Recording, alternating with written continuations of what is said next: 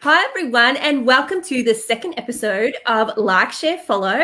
I'm Dr. Karen Sutherland, and in this show, we talk to graduates who studied social media at the University of the Sunshine Coast. And this week, I have the amazing Amy Roberts, who studied social media. She graduated at the end of last year, finishing her final semester over in Western Australia.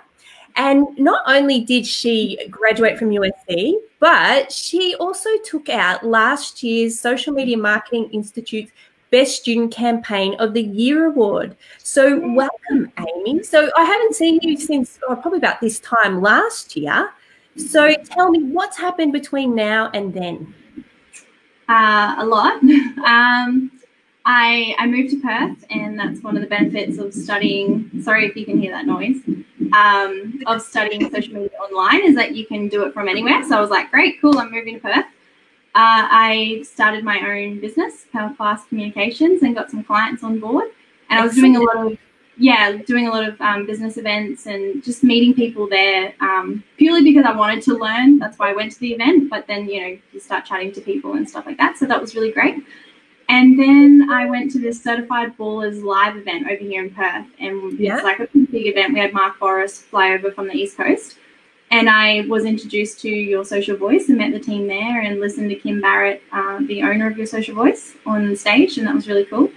And then I heard that there was a job going as an appointment setter. And so I just Googled where Your Social Voice was, a couple of weeks after.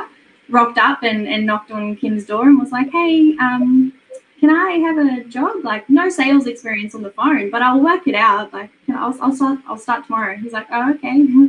And yeah, so that's how I got the job here. And then a week later, we got all sent home for ISO. Now, but when we were preparing for this, I asked you what your current title is, and I had to sort of shorten it so I could fit it in on the promo document. So tell me, what is your official title, Amy?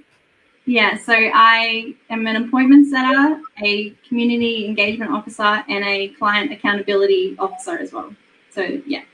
So you do a range of things. And so tell me, what does Your Social Voice actually do? Like, what are their key areas of specialty? Yeah, so Your Social Voice is a digital marketing agency.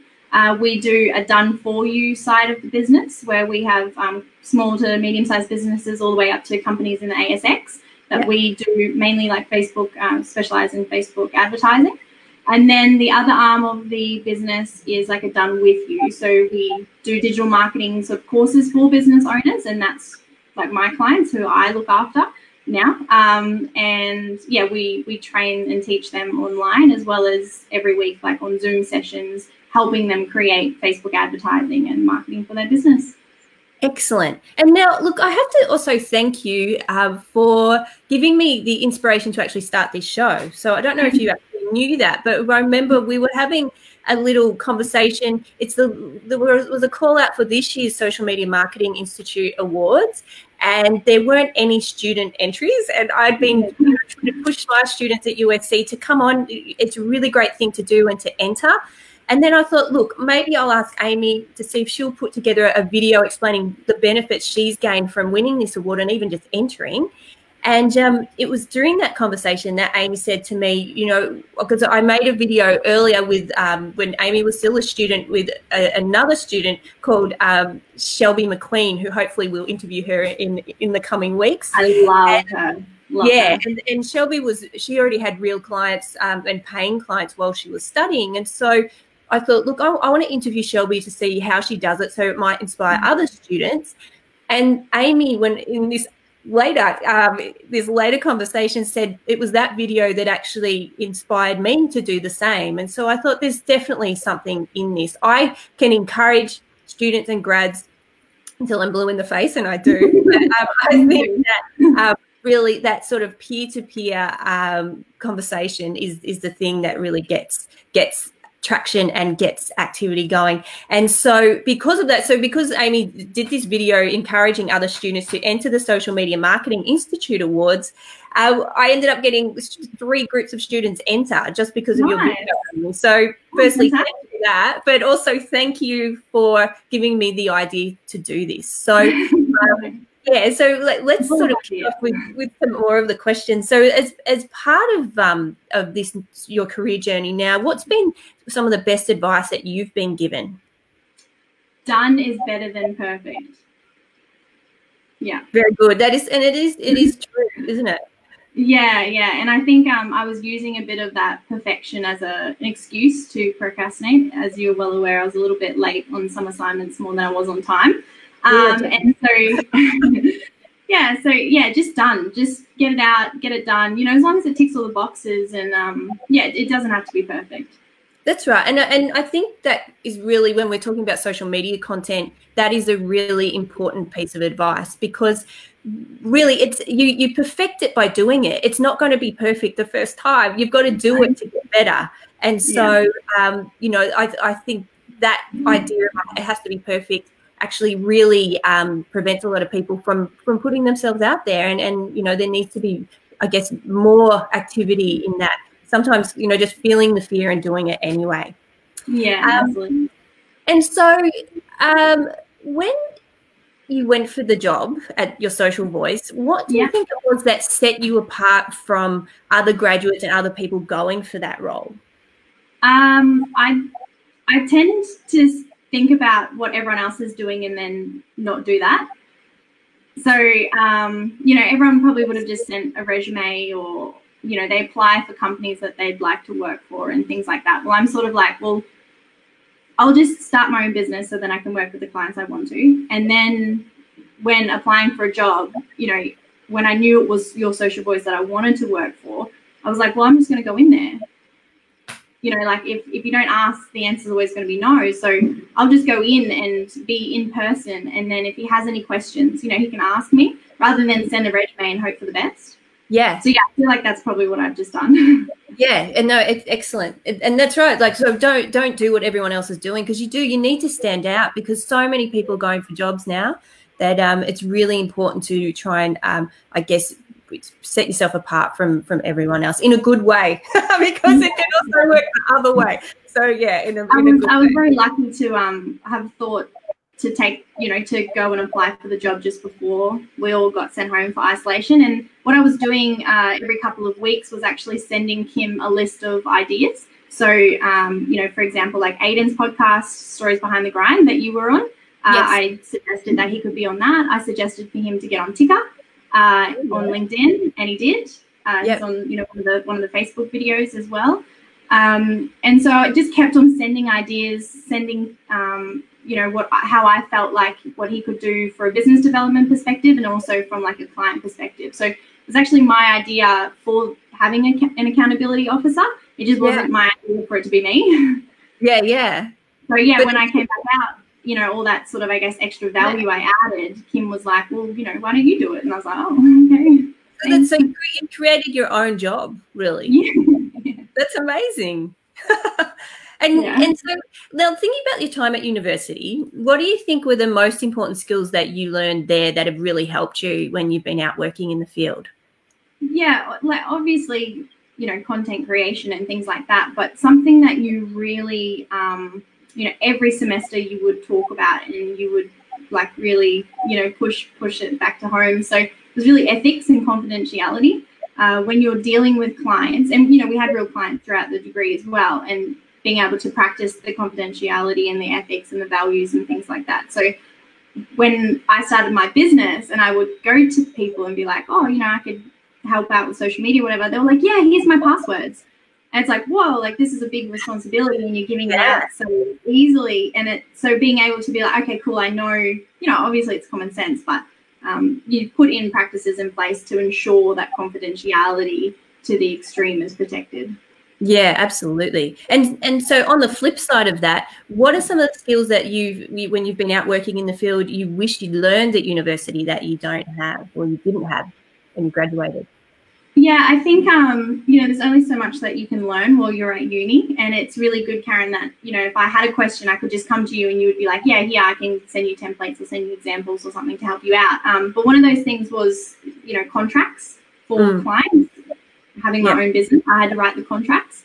And a little bit of negotiation as well in terms of, how much you're going to charge and what what you're willing to do and what you're not going to be doing in that role as well, because it's very easy for them to kind of try to push the boundaries on what your role is and what your job is.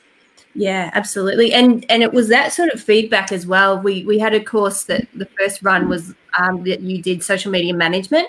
And so next semester, I'm actually going to incorporate a contract in that students have to have with their client as part of that first assessment. So yeah, so I'm actually going to bring that in. I think it's really important too. Nice.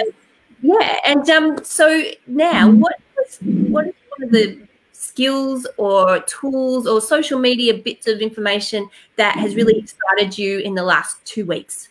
Yeah, I'll send the link, like I'll put it in the comments section. But it's this website that you can add your copy in and put spaces in the copy, in the text, and then clipboard that and put it onto Instagram.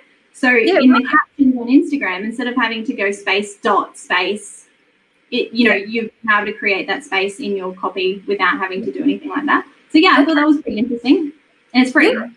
Okay. No, that sounds good. Yeah. So when this will be posted, so please put that link in. I'm sure people will be interested in that. And so what advice would you give to emerging social media professionals or current students about how they can get into the field? Or how to get into the field? Yeah, or how they would succeed professionally. How they would succeed is definitely understanding your worth on a money value side of things. Yeah. So you don't want to get into a job and then work out you're getting paid $20 an hour after you've completed a 3-year degree. And when you're doing contracts for clients and stuff, you need to understand what it's in the industry, but also what your worth is as well. So definitely, I feel like that's an important thing that sometimes, you've got to learn that along the way. In terms of sort of getting into the industry, I feel like it's definitely what you do in that you create your own content. So, you're not just the theory and educator, you're a practitioner. So be a practitioner in whatever form that looks like for you. Absolutely, and that's the thing. If you're going, and I try and teach this as well, that if you're going for a job in social media, the first thing an employer is going to do is look at your social media profile and channels just to see how you're presenting yourself and what you're doing on there. So you can't profess to be an expert or really adept at a social media platform and content creation if you're not producing anything, and you're not producing anything regularly. So you can't just write a blog post 2 years ago and go, there you go. Like you've got to be doing it. So, I'll feel that. Yeah. And we're sort of nearly at the end of the interview now. So the most important question of all is who do you like, share and follow? Oh, yeah. Okay. So I like anything positivity. I just love positivity. I share anything that I feel like is of value to my friends and family, because I have, friends and family that own businesses as well. So I share anything like that. And I follow people that I admire in the industry, such as Gary B and also yourself. Oh, look. I can't be in the same sentence as Gary B. Oh, that's really lovely. And so do you have any final words before we finish today? I think it's taking every opportunity. Like Tia said last week, it's really just, getting out there. It's all about the attitude that you have and, just staying with your values and your worth, and the right thing will come along when you're ready. Excellent. Or just go in and create your own position and tell them that. Yeah. That's brilliant. I love it. I think I'm giving out ideas.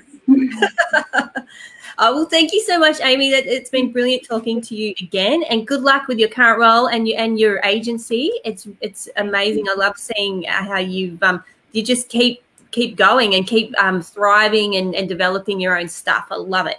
So congratulations and keep doing that. And I just want to say next week on Like, Share, Follow, we'll be chatting to Nathan Biddle, who is the social media producer for the Brisbane Broncos. So we'll have a bit of a sporty show, which is very far out of my realm, but, I'll read up during the week. So thanks, everyone, and we'll see you next week. Thanks, Amy. Bye. Bye.